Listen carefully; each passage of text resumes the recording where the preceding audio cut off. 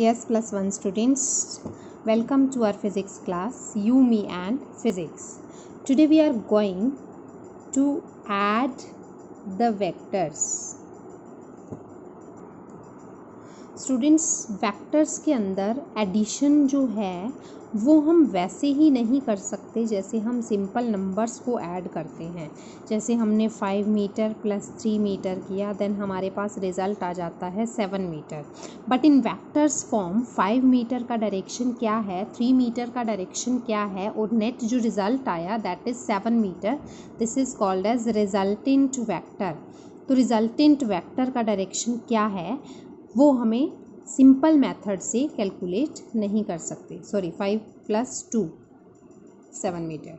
Okay, तो इस तरह से हम सिंपली ऐड करके वेक्टर्स के अंदर रिजल्ट नहीं दे सकते। तो वेक्टर्स के अंदर जो एडिशन करते हैं इसके लिए हमारे पास रूल्स होते हैं, लॉज होते हैं। जैसे हम कर रहे हैं triangle law of vector addition. Laws आएंगे triangle law, parallelogram law, polygon law of vector addition, जिसमें हम ट्रायंगल की साइड्स को यूज़ करके, पैरेललोग्राम की साइड्स को यूज़ करके वेक्टर्स को रिप्रेजेंट करके और वेक्टर्स का एडिशन कैसे कैलकुलेट करते हैं that we will understand. Okay, तो सबसे पहले हम कर रहे हैं कि ट्रायंगल लॉ से वेक्टर एडिशन कैसे किया जाता है। तो triangle law statement, its statements are also important. क्या स्टेटमेंट है इसका, क्या स्टेट करता है triangle law? It states that if two vectors are represented by two sides of a triangle taken in same order, then the third side of the triangle taken in opposite order will represent the resultant of these two vectors। क्या मतलब हुआ उसका? Student, सबसे पहले हमने यहाँ पर एक टर्म यूज़ किया है same order and opposite order. Understand this term completely. First, same order या अपोजिट ऑर्डर का मतलब सेम डायरेक्शन या अपोजिट डायरेक्शन नहीं है। इस बात को ध्यान से समझ लीजिए, ना ही इसमें कंफ्यूज होना है कि इसको सेम डायरेक्शन या अपोजिट डायरेक्शन हम नहीं लिख सकते हैं यहाँ पर। Okay, so it is same order and orders are different concept. Same order means अगर हम किसी वेक्टर्स को इस तरह से रिप्रेजेंट करते हैं कि एक का हेड जो है this is head of a vector and this is tail of a vector. If head of a vector is coinciding with the tail of another vector similarly like this, and these vectors are arranged in the same order. Okay, but if head are coinciding and tail are coinciding, these vectors are in the opposite order. Understand this completely. First clear this concept. Same order क्या होता है, opposite order क्या होता है। Same order means if head of a vector coincides with the tail of another vector. Opposite order means head या tell coincide कर जाए, then this is called as opposite order.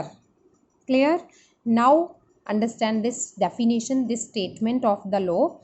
Two vectors are represented by two sides of a triangle. Suppose this is a triangle and representing, triangle की 3 sides होती हैं, तो 2 sides ने क्या represent कर दिया, हमारे 2 वेक्टर्स को रिप्रेजेंट कर दिया, A vector and B vector. Okay, 2 sides same order में ले लिया।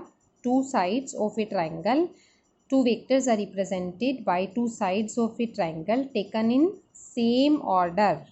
Then third side of the triangle taken in opposite order. Opposite order ये बन गया opposite order, will represent resultant of these two vectors. Clear? दोबारा से देखेंगे कि if two vectors are represented, A vector और बी वेक्टर को हमें ऐड करना है। इन वेक्टर्स को ऐड करके जो रिजल्ट आएगा that will be a resultant vector R vector.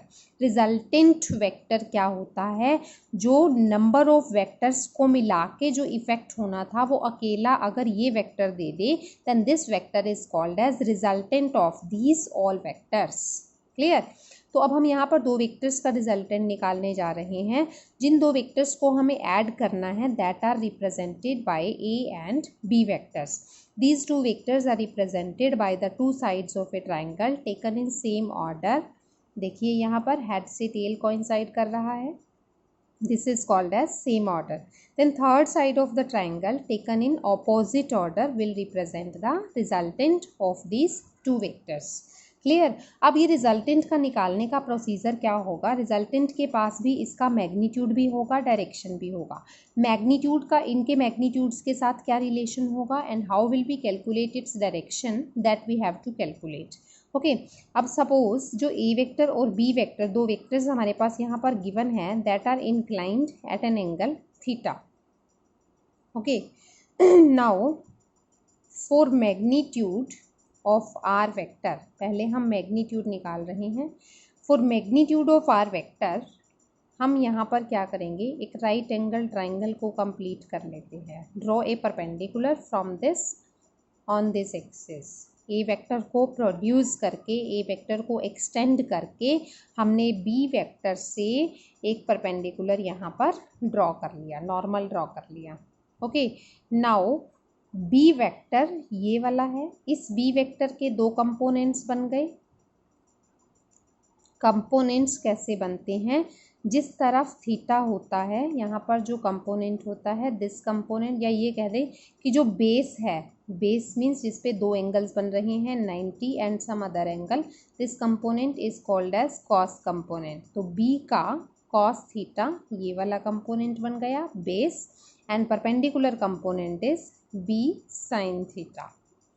Okay दोबारा से समझ लेंगे कि बी वेक्टर को हमने यहाँ पर रिजॉल्व किया है। एक वेक्टर को ब्रेक कर सकते हैं, दो वेक्टर्स को जॉइन करके एक वेक्टर बना सकते हैं। एक वेक्टर को ब्रेक करने का जो प्रोसेस है, this process is called as resolution of a vector. Resolve किया है हमने इस वेक्टर को इनटू टू कंपोनेंट्स। दो कंपोनेंट्स कौन से, one this perpendicular component and one this along the axis। जिस तरफ भी थीटा एंगल बन रहा होता है उस तरफ उस वेक्टर का कॉस कंपोनेंट बनता है, और जो परपेंडिकुलर कंपोनेंट है that is always sign component. और जब भी साइन कॉस कंपोनेंट्स बनाते हैं तब उस वेक्टर के ऊपर वेक्टर नहीं लगाया जाता, this represents its direction itself. Sine या कॉस में ही इसकी डायरेक्शन इंक्लूड हो जाती है। So this is simple B cos theta and B sine theta. Clear. Now this is a complete right angle triangle। R का मैग्नीट्यूड क्या होगा, दिस में ये पाइथागोरस थ्योरम हम अप्लाई कर सकते हैं, हम इसे लेबलिंग कर सकते हैं P Q N. Now this is a right angle triangle जिसमें पी क्यू का square is equal to base का square plus perpendicular square, means we can write it as P Q square is equal to P N square plus Q N square, P N square plus Q N square. Okay अब P Q क्या है, R square is equal to P N. P N कितना है, magnitude में देखें, this is B cos theta and this is up to here it is A. So P N का total length कितना हो गया, A plus B cos theta का square, plus Q N कितना है, लेंथ इसका सिर्फ देखें, so this is B sine theta का स्क्वायर। ओके तो आर स्क्वायर तक हमने कैलकुलेट कर लिया, A plus B cos theta का होल स्क्वायर, दिस एक्सिस का square plus B sine theta का whole square. Now on simplifying it, this bracket means A plus B का whole square becomes A square plus b square plus 2ab, opening this bracket, and this bracket opens, then it will become b square sin square theta. So it becomes a square plus b square cos square theta plus 2ab cos theta plus b square sin square theta। b square cos square theta plus b square sin square theta, यहाँ पर हम b square common ले लेंगे, cos square theta plus sin square theta. It is an identity and it is equal to 1. Cos square theta plus sin square theta is always equal to 1. Plus क्या pending रह गया 2ab cos theta. So it becomes a square plus b square plus 2ab cos theta. So this is equal to r square. तो r square या resultant का magnitude हमें निकालना था. r will become under root of a square plus b square plus 2ab cos theta. This is the magnitude of the resultant vector. कैसे निकालेंगे हम? Under root of first vector magnitude square plus second vector magnitude square plus twice of magnitude of first magnitude of second cos of angle between the two vectors. ये हमें given होगा. अगर हमें दो vectors का लेंथ गिवन है, दो vectors के बीच में एंगल गिवन है, तो हम उनका रिजल्टेंट इस मेथड से निकाल सकते हैं. Clear? Now how to calculate direction of the resultant vector. This is about only its magnitude. Direction कैसे निकालेंगे रिजल्टेंट वेक्टर की? रिजल्टेंट वेक्टर की डायरेक्शन के लिए हम क्या करते हैं, ए या बी के साथ हमें डायरेक्शन के लिए एंगल पता होना चाहिए, है ना. तो रिजल्टेंट वेक्टर की डायरेक्शन हम ए के साथ या बी के साथ बताना चाह रहे हैं. सपोज हमने ए के साथ इसका एक एंगल सपोज कर लिया alpha and we will calculate tangent alpha. Tangent of alpha becomes in this right angle triangle. Tangent क्या होता है? Perpendicular upon base. Tangent of any angle becomes perpendicular upon base. So it will become qn by pn. qn कितना है? b sin theta and pn कितना है? It is equal to a plus b cos theta. So tangent of alpha will give the direction of our resultant vector. कैसे निकला? जिसके साथ भी हमने रिजल्टेंट का एंगल निकाला है, यानी ए के साथ अगर माना है, तो ए के कंपोनेंट्स नहीं बनेंगे, बी के कंपोनेंट्स बनेंगे. बी साइन थीटा ऊपर रहेगा upon A plus B cos theta. Clear? Similarly अगर हमने रिजल्टेंट वेक्टर का डायरेक्शन सपोज यहाँ पर नहीं बताया, ए के साथ नहीं बताना, हमें बी के साथ बताना है. Suppose it is beta. कोई भी अनदर एंगल हम सपोज कर लेते हैं. Suppose it is beta. तो टेंजेंट ऑफ बीटा क्या बन जाता? अब बी के साथ हमने इसका एंगल लिया है, तो बी के कंपोनेंट्स नहीं बनेंगे, ए के कंपोनेंट्स बनेंगे. तो that will be equal to A sine theta upon B plus A cos theta. तो इस तरह से हम रिजल्टेंट वेक्टर की डायरेक्शन को एक्सप्रेस कर सकते हैं in terms of the angle between the two vectors. जो थीटा है, this is the angle between two given vectors, और ये अल्फा या बीटा जो है, these are the angle of resultant vector with some one vector. Clear? So like this we can calculate the magnitude as well as direction of the resultant vectors. Clear?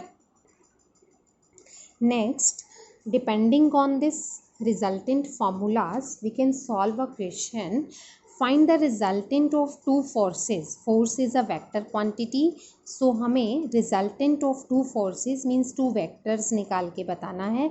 One vector is 6 Newton due east and another is 8 Newton due north. तो हमें directions पता हैं east, west, north, south.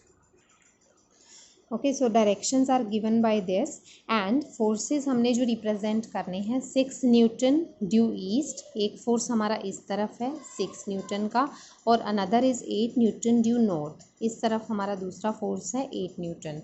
सो हमें इनका resultant बताना है. तो पहले हम मैग्नीट्यूड बता रहे हैं ऑफ रिजल्टेंट वेक्टर. मैग्नीट्यूड हमें पता है, it is given by under root of first vector magnitude square plus second vector magnitude square plus 2 into A into B into cos of angle between to.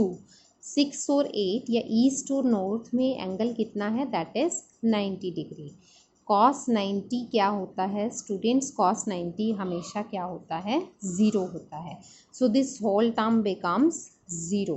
तो resultant vector का magnitude क्या बच गया हमारे पास? 36 plus 64 under root of 100 means 10 newton. So resultant vector का magnitude आ गया हमारे पास 10 न्यूटन. क्लियर। नेक्स्ट हमें बताना है direction of this resultant vector. इन दोनों का डायरेक्शन, इन दोनों का जो रिजल्टेंट होगा स्टूडेंट्स, वो इन दोनों के बीच में कहीं भी लाई कर सकता है। ओके, तो अब हमें इसका डायरेक्शन बताना है कि जो बीच में ये लाई करेगा वो कितने एंगल पर इंक्लाइंड होगा विद रिस्पेक्ट टू दिस या दिस वेक्टर। तो हम किसी के साथ भी इसका एंगल सपोज कर लेते हैं। सपोज मैंने 6 वैल्यू के साथ इसका एंगल ले लिया alpha, then tangent of alpha. आप जो भी एंगल किसी के साथ भी लेते हैं बस मेंशन करना होगा कि this alpha is angle of resultant vector with the 6 Newton vector. Mention that figure में भी कर सकते हैं, मेंशन यहाँ पर लिख कर भी कर सकते हैं। Okay, so tangent of alpha is given bye, अब 6 न्यूटन के साथ हमने एंगल लिया है तो 6 वाले के कंपोनेंट्स नहीं बनेंगे, कंपोनेंट्स 8 वाले के बनेंगे। तो that will be given by 8 sine theta divided by 6 plus 8 cos theta. Theta is the angle between the two vectors, that is 90 degree. So here also 90 and here also 90. Alpha हमने 6 के साथ angle माना था तो 6 वाले के components नहीं बनाए, हमने 8 के कंपोनेंट्स बनाए हैं। ऊपर साइन कंपोनेंट और नीचे कॉस कंपोनेंट, जैसा कि हमारे फॉर्मूला में आता था।